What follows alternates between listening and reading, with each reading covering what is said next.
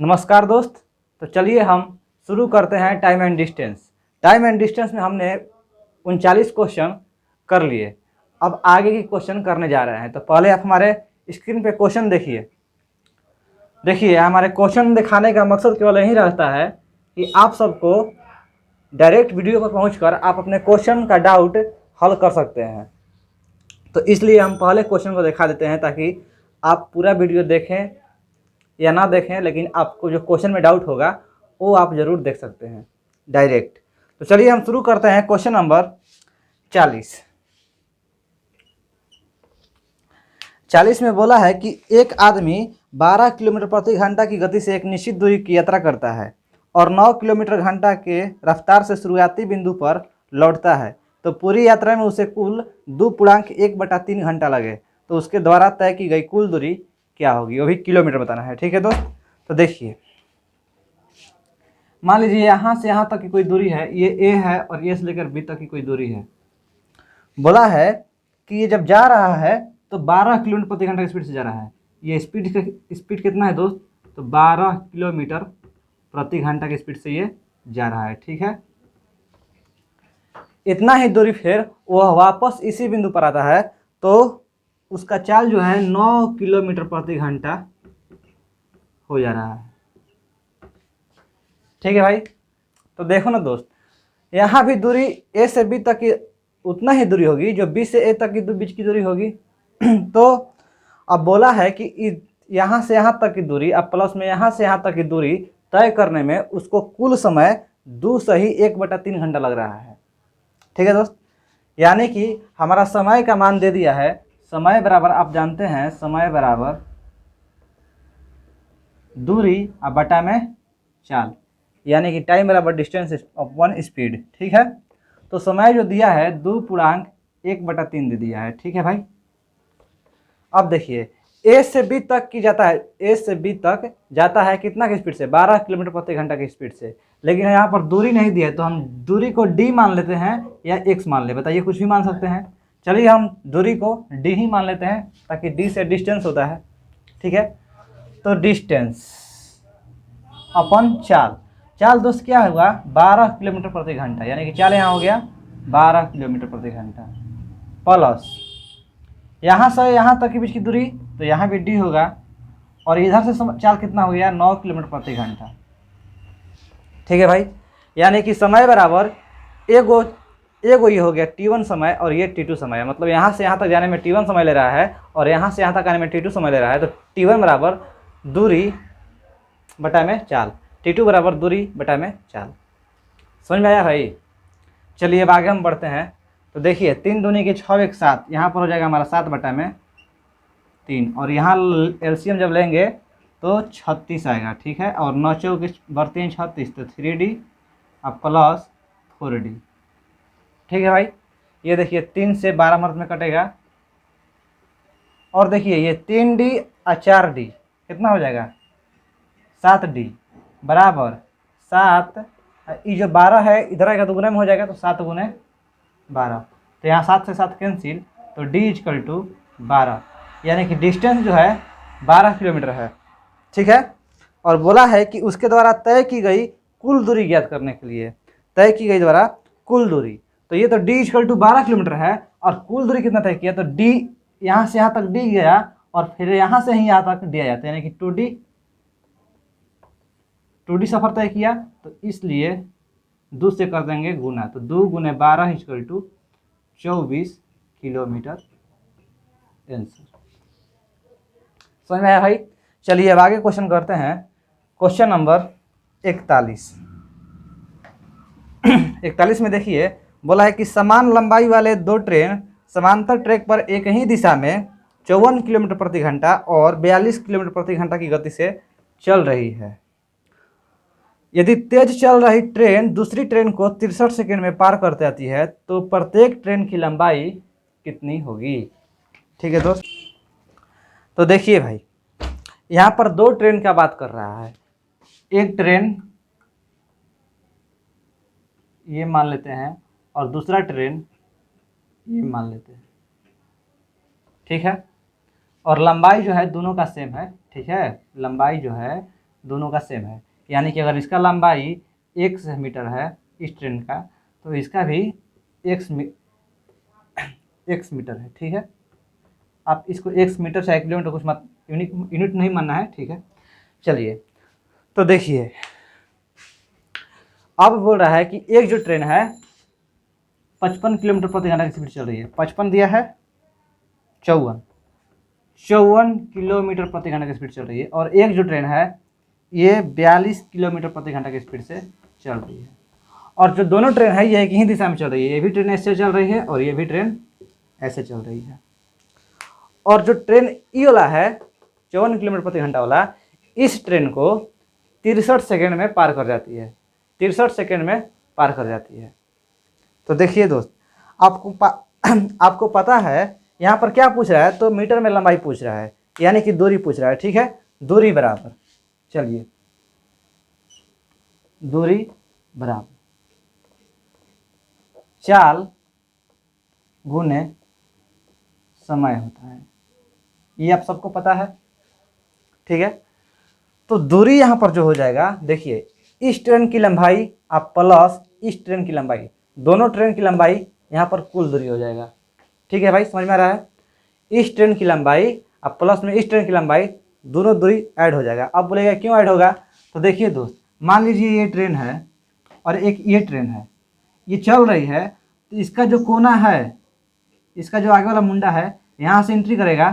ठीक है, अब इसका जो मुंडा है यहाँ तक आएगा, तो यहाँ तो लंबाई हो गया, लेकिन ये भी तो पिछोला है, तो यहाँ से भी इस पर नापेगा ना दूरी, इसको भी ये वाला दूरी जो है नापेगा पिछोला।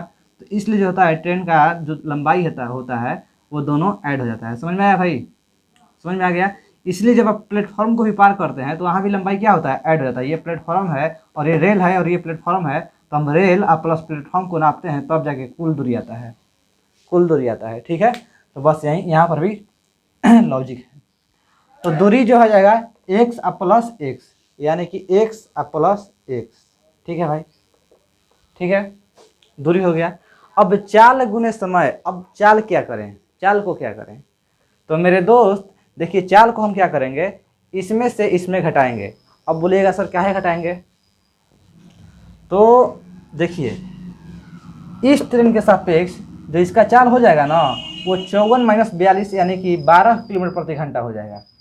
अब कैसे होगा, अगर भाई आप यहाँ पर खड़े हैं, ये मान लीजिए आप हैं और खड़े हैं, और यहाँ से ट्रेन आ रही है आपके पास से, और इसका स्पीड जो है 54 किलोमीटर प्रति घंटा है, तो यहाँ से अब जब खड़े हैं आप, तो ये ट्रेन जो है सन से की पार करेगी। आपको अंदाजा होगा कि हाँ अरे ये तो 54 किलोमीटर प्रति घंटा का स्पीड चल रही है या बहुत तेज चल रही है, आपको ये अंदाजा होगा। लेकिन जब आप यहाँ से चलते हैं और दौड़ते हुए जाते हैं, आप भी दौड़ते हुए जाते हैं और यहाँ भी ट्रेन भी जाती है ऐसे,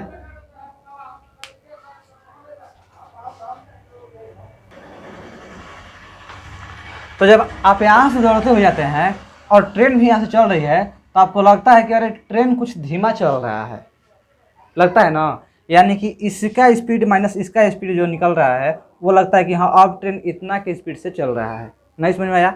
एक बार एक और एग्जांपल लेते हैं। चलिए, जब आप ये ट्रेन में हैं, आप ये ट्रेन में आप हैं, ठीक है, इस ट्रेन में हम हैं, और यहाँ से एक ट्रेन जा रही है पास होकर, ये ट्रेन मान लीजिए खड़ी है, यहाँ पर ट्रेन खड़ी है, जब इस ट्रेन को ये ट्रेन पार करती है तो सन से की पार हो जाती है। कैसे पार होती है? सन से की पार होती है। लेकिन जब ये भी ट्रेन चल रही है और ये जो ट्रेन है ये भी पार करता है इस ट्रेन को, तो लगता है कि अरे इसका स्पीड जो क्या है, धीमा हो जा रहा है, इसका स्पीड धीमा लग रहा है। क्योंकि जब आप यहाँ पर बैठे हैं और ये भी ट्रेन चल रही है और वो भी ट्रेन चल रही है और वो ट्रेन इस ट्रेन को पार कर रही है, तो इसका जो स्पीड लगता है ना कि इसके स्पीड में धीमा है, लगता है कि नहीं भाई? तो लगता है। तो वो जो स्पीड निकल के आता है, इसका स्पीड माइनस इसका स्पीड। समझ में आ गया भाई?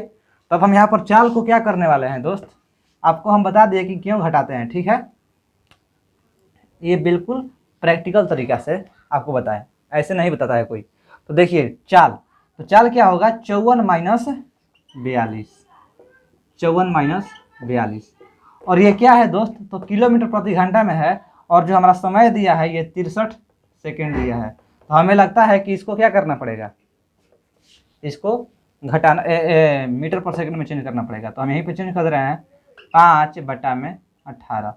ई हो गया हमारा 4 मीटर पर सेकंड में आ गया, और समय जो दे दिया है 63 सेकंड। बताइए मेरे दोस्त, यहाँ तक आपको दिक्कत हुआ नहीं? अब आइए आगे करते हैं। देखिए, एगो एक्स 2 गो एक्स बराबर 54 में से 42 गया तो 12 गुने 5/18 गुने 63। ठीक है, 6 दूनी के 12, 6 18 और 3 से 21 मर्त में 63, और यहाँ 2 से 2 कैंसिल हो गया, तो x बराबर जो आ गया हमारा x बराबर 5 गुने 21 यानी कि 105 मीटर। x बराबर 105 मीटर। तो ये हमारा हो गया आंसर।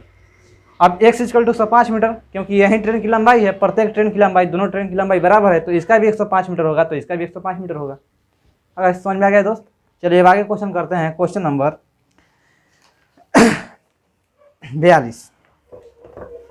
42 जरा ध्यान से सुनिएगा।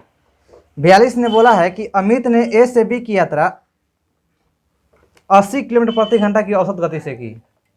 उसने शुरुआती 75% दूरी को 2/3 समय में तय किया और शेष दूरी 1 किलोमीटर प्रति घंटा की अचर गति से तय की। ठीक है भाई, तो बोला है कि x का मान क्या होगा।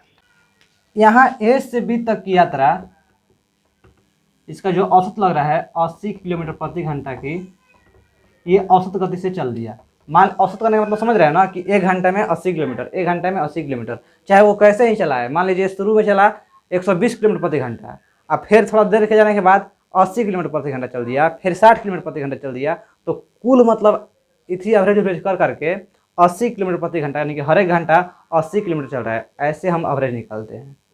ठीक है, तो इसने बोला है कि 75% की दूरी को 2/3 समय में तय किया। अगर मान लेते हैं दोस्त, यहाँ दूरी हम लिख देते हैं और यहाँ समय लिख देते हैं, तो बोला है कि 75% की दूरी को 2/3 समय में तय किया, यानी कि अगर मान लेते हैं दोस्त 100 किलोमीटर इसका दूरी तय करना है, 100 किलोमीटर दूरी तय करना है, तो 75% करने का मतलब 75 किलोमीटर 2/3 2 घंटे में तय किया, और 25 किलोमीटर 1 घंटे में तय किया। 2/3 करने का मतलब यही हुआ, 75 किलोमीटर की दूरी 2 घंटे में तय किया और 25 किलोमीटर की दूरी 1 घंटे में तय किया। 2/3 मतलब 3 भाग में 2 भाग का 75 किलोमीटर से तय किया और 1 भाग का 25 किलोमीटर के से तय किया। ठीक है, तो इसका कहने का मतलब यही है। तो यहाँ की मान लेते हैं दूरी बोला है 75%, तो हम चाहेंगे तो देखिए 75 और यहाँ पर जो शेष बच जाएगा 25 बच जाएगा कि नहीं भाई? 75 यहाँ पर तय कर लिए, तो यहाँ पे क्या बच जाएगा? 25 बच जाएगा कि नहीं? तो बोलेगा हाँ सर। तो हम चाहेंगे तो दोस्त यहाँ पर कटा देंगे, ये हमारा हो जाएगा 3 और ई हमारा हो जाएगा 1। 25 3 75 3:1 में।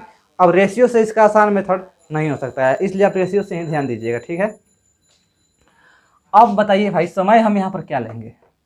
तो 2/3 यानी कि 75% की जो दूरी तय किया है वो 2 घंटे में किया है और शेष दूरी को 1 किलोमीटर प्रति घंटा के तय से किया है, यानी कि 2/3 समय में। तो इसका हम 2 घंटे में लेते हैं और बच गया कितना? 2/3 3 गो हिस्से में से 2 घंटा तो यहाँ पर लग गया, तो अब यहाँ पर 1 घंटा बचा होगा। ठीक है, 1 घंटा बचा होगा। यहाँ 3 हो गया, यहाँ 2 हो गया, यहाँ 1 हो गया, यहाँ 1 हो गया। ठीक है भाई, हो हमको निकालना है। देखते हैं कि दिया है कि औसत गति 80 किलोमीटर प्रति घंटा, तब यहाँ से हमको लगता है कि गति निकल जाएगा। गति कहने का मतलब चाल निकल जाएगा। तो चाल बराबर जो हो जाएगा दूरी बटा में समय। तो दूरी बटा में समय, यहाँ पर दूरी 3 है और यहाँ पर समय 2 है, यानी जो 3 किलोमीटर है, मान लीजिए 2 घंटा के हिसाब से चला और यहाँ 1 किलोमीटर जो है 1 घंटा के हिसाब से चला, तो निकल जाएगा कि नहीं इससे चाल? तो चाल यहाँ पर हो जाएगा 3 बटा में 2 और यहाँ पर जो हो जाएगा 1 बटा में 1, 1 बटा में 1। बताइए दोस्त, यहाँ तक आपको समझ में आ गया? अब बोला है कि शेष दूरी को 1 किलोमीटर प्रति घंटा के अचर गति से तय की, 1 किलोमीटर प्रति घंटा के अचर गति से तय की, 1 किलोमीटर प्रति घंटा, यानी शेष तो हम यही निकालते हैं, शेष चाल को यही निकाले हैं, यानी कि 1 बराबर जो हो गया x हो गया, तो इसलिए 3/2 बराबर 3/2x हो जाएगा। ठीक है भाई। अगर बोलता है कि शेष दूरी को 20 किलोमीटर प्रति घंटा का स्पीड चल रहा, तो देखिए हम क्या पढ़ते हैं, 1 बराबर 20 किलोमीटर प्रति घंटा, तो इसलिए 3/2 बराबर, तो 3/2 गुने 20 करते हैं। लेकिन बोला है कि शेष दूरी को x किलोमीटर प्रति घंटा की स्पीड से चला, यानी कि 1 बराबर x, तो 3/2 बराबर 3/2x। ठीक है, आपको हम रेशियो में से पढ़ाए हैं, रेशियो पढ़ाए हैं, समझ में आ गया यहाँ पर। चलिए अब आगे करते हैं। तो आगे देखिए,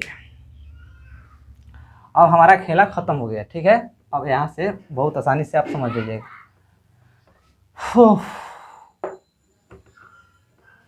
कहाँ लिखा है यार,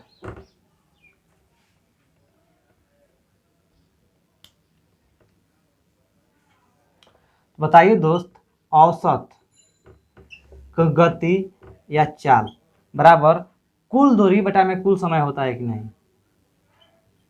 कुल दूरी बटा में कुल समय होता है कि नहीं भाई? होता है, पढ़ाया है।